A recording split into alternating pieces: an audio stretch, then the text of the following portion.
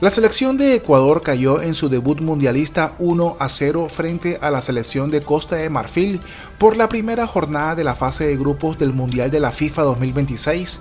El único gol del encuentro lo anotó Amad Diallo en el minuto 90 para el triunfo de la selección africana. Fue un partido muy cerrado y táctico, de esos que se deciden por detalles. Los africanos mostraron una gran solidez defensiva y aprovecharon mejor sus oportunidades.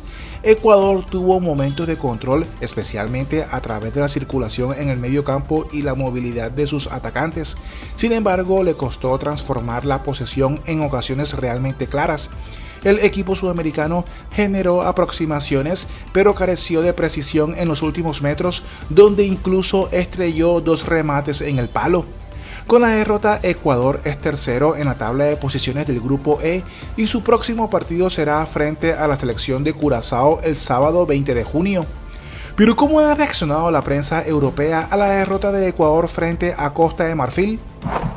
El diario AS de España titula: "Pesadilla para Ecuador. La Tri sucumbió al agónico gol de Diallo en el descuento. La falta de gol y el bajón físico condenaron a un combinado que se complica y mucho la clasificación. El peor arranque posible. Ecuador, que llegaba al Mundial con el mejor equipo de su historia, no tuvo la suerte de su lado y acabó pagando cara a la imprecisión. Costa de Marfil fue un rival muy duro que demuestra que este grupo es el de la muerte".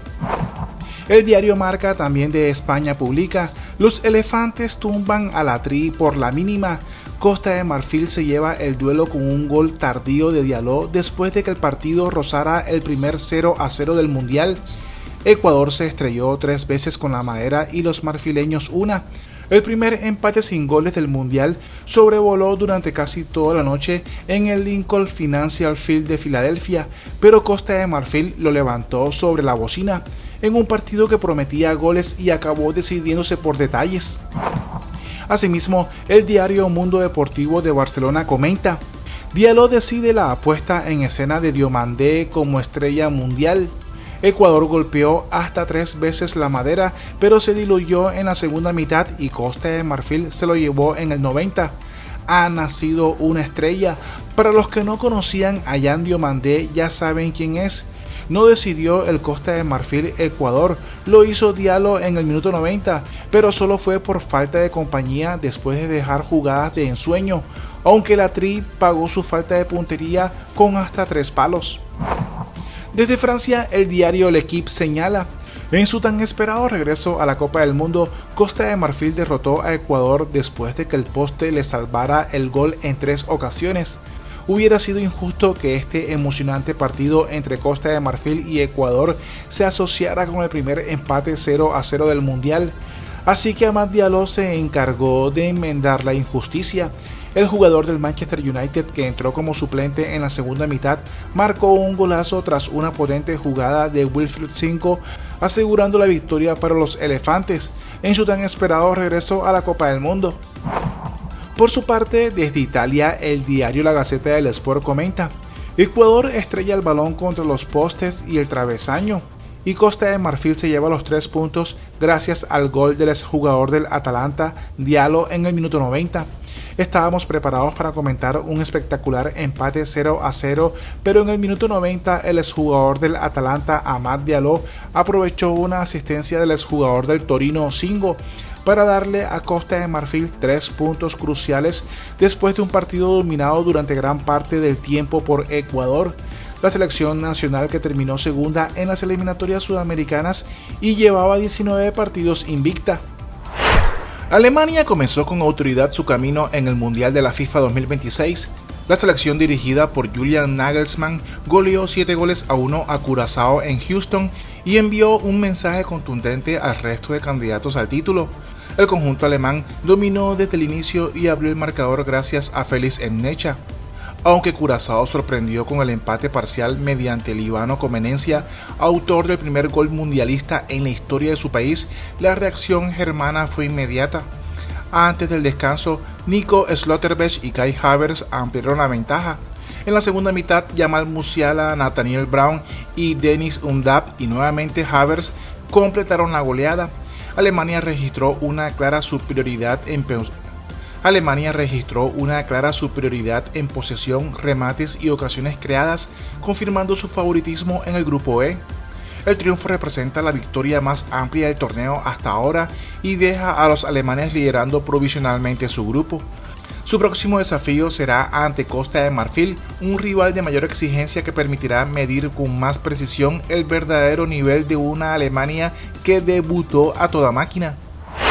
Virgil van Dijk se ha convertido en el segundo goleador de mayor edad en la historia de los Países Bajos en la Copa del Mundo, tras marcar en el empate 2-2 frente a Japón en la primera jornada de la fase de grupos del Mundial de la FIFA 2026. Con 34 años y 11 meses, el capitán de los Países Bajos solo estará por detrás de Giovanni Van Bronckhorst, quien anotó a los 35 años y 5 meses durante la semifinal del Mundial 2010 contra Uruguay. El gol de Van Dijk llegó en el minuto 51, un cabezazo que rompió el empate y encaminó a los neerlandeses hacia la victoria parcial. Este gol histórico tiene un significado adicional ya que representa el primer gol de Van Dijk en un gran torneo internacional.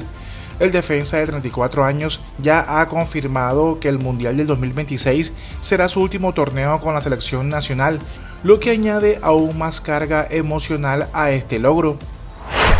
Marc Cucurella, lateral izquierdo del Chelsea de 27 años, ha llegado a un acuerdo verbal con el Real Madrid para llegar al Bernabéu tras el Mundial. Así lo aseguró Fabrizio Romano y poco después se confirmó lo que avanzó el italiano.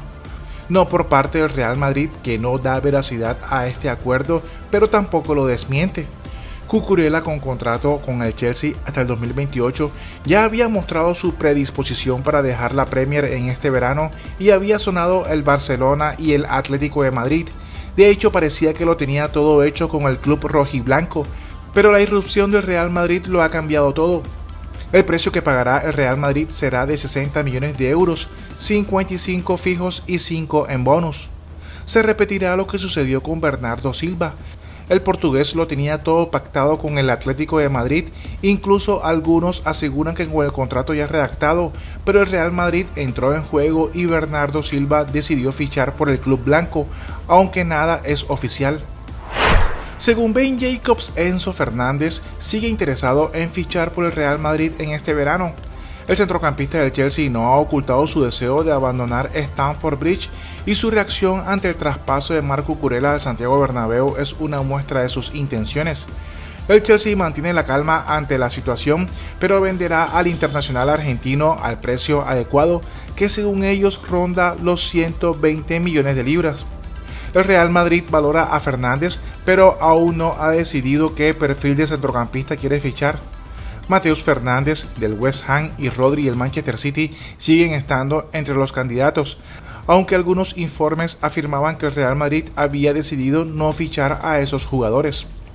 Y bien amigos, eso es todo por este momento. Suscríbete y dale click a la campana para mantenerte informado. Si te gustó el video no olvides darle me gusta. Hasta pronto.